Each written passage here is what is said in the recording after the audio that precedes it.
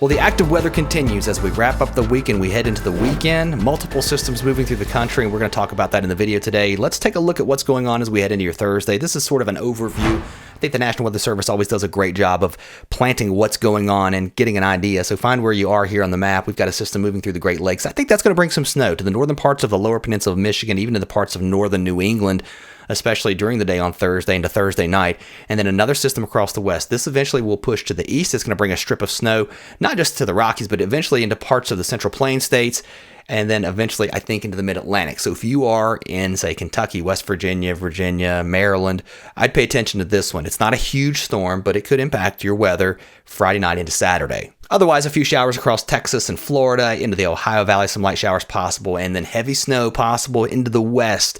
As this next system moves ashore, the snow could be heavy, especially over 7,000 feet. Somebody could push close to 2 feet at the higher elevations with that strong onshore flow, and heavy rain also possible at lower elevations. So let's take a wide view of what's going on here across North America. Two systems that I think need to be watched. This one here moving through the Great Lakes, that's what we're talking about, that rain and snow here in the Ohio Valley, the snow north into Michigan, parts of Wisconsin, and then our system across the west. That's going to bring the heavy snow into the Cascades, into the Sierra, even further inland into the mountains. And again, that snow could add up at times. We're already seeing the snow and rain today, and that's going to continue into tonight and then into your Thursday. That will actually spread east as we head through the day Thursday into parts of Montana, Wyoming, even into the Colorado Rockies, into the Wasatch, and that snow could be heavy, especially into the mountains. And then things do start to ease up just a little bit here across the west. Snow totals, though, will be impressive, over 7,000 feet, close to 2 feet. But if you're between, say, 5,500 and 7,000 feet, a good 6 to 12 inches, and that continues up into parts of the Cascades. And then over 7,000 feet, easy 10 to 20 inches. And then some heavy snow also possible into parts of Idaho, Wyoming, even down into the Wasatch, into the Colorado Rockies. Several inches of snow possible here, especially the higher up you go. So let's time our system as it moves through the Great Lakes. We'll be wrapping the snow up early in the morning for places like Minneapolis. Eventually, the snow will wind down for places like Madison into Green Bay, but it's going to take a little while. So through the morning hours, it could impact your commute. That continues over into Michigan. The snow could get heavy at times, especially up here toward the thumb of Michigan and the central parts of the state, of the lower peninsula, that is. But once you get down towards Detroit, we're talking about all rain for Indianapolis, over to Columbus, pretty much all of Illinois, Indiana, Ohio, all rain for you guys. And then that rain pushes to the east into West Virginia. A little bit of a mix going on here in the parts of Pennsylvania. We could see some snow at the higher elevations, but the heaviest accumulation will be to your north, across parts of western and northern parts of New York State, over to the White Mountains into Vermont, New Hampshire. I think it's north of Boston. We could see a coating of snow, so there's your timeline. You're looking at Friday morning. It could be cold enough at that time for anything that falls to stick. So untreated roads could be an issue in the morning commute here into the Northeast. And then into Maine, we could see some snow wrapping up as well. And then we look to our system that's moving in next. We'll dive into that in just a moment, but here's your snow totals. These are totals from the National Weather Service. I think this forecast looks pretty good here into Michigan, a good 2 to 4 inches. Some areas could see 6 inches plus. I think, though, the overall average would be a couple of inches.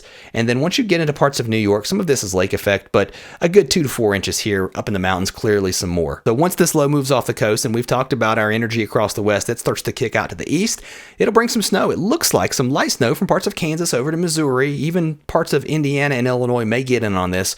It may be just to your south in Indianapolis. You may get a little bit of snow. This isn't a big snowmaker. Even if it jogged to the north and you got in the highest areas that would see snow, I don't think you're going to see a lot. And then just to the south of, say, Kentucky into Tennessee, I think it's mostly a rain event. We may actually start as rain in some areas like Virginia. Western mountains of Virginia may start as rain, but then go to snow as that cold air works in. West Virginia, we'll see the snow here into the mountains. Virginia is questionable. I think up along the I-81 corridor, especially once you get north of, say, Lexington, maybe north of Stanton, you start to see mostly a snow event here.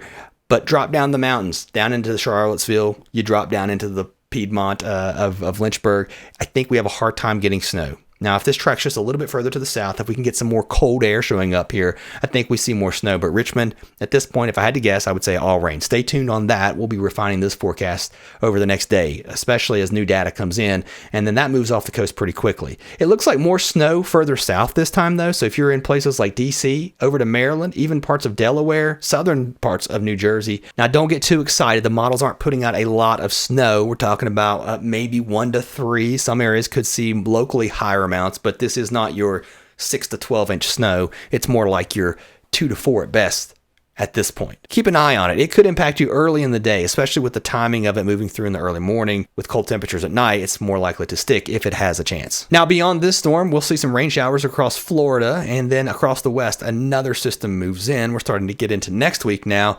This could bring another round of rain and snow, and now we're looking at energy that is very hard to really predict.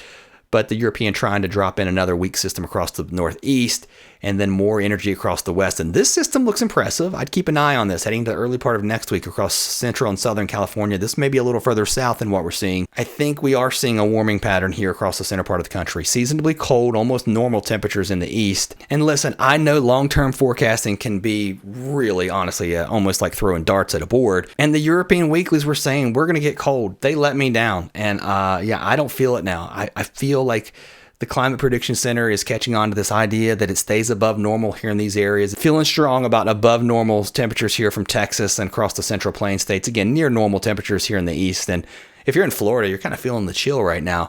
Above normal temperatures also across the Pacific Northwest. Here's day 8 through 14, not a lot of change. The warmth continues across the center part of the country. My granddad used to always say, if you're hoping for an early spring, every day you can stay warm and get closer to spring is another day that you don't have to deal with winter, and you're just getting closer to the goal line.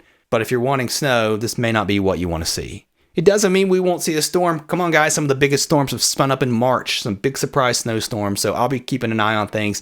Thank you so much if you've subscribed. Appreciate you watching. I'll catch you next time.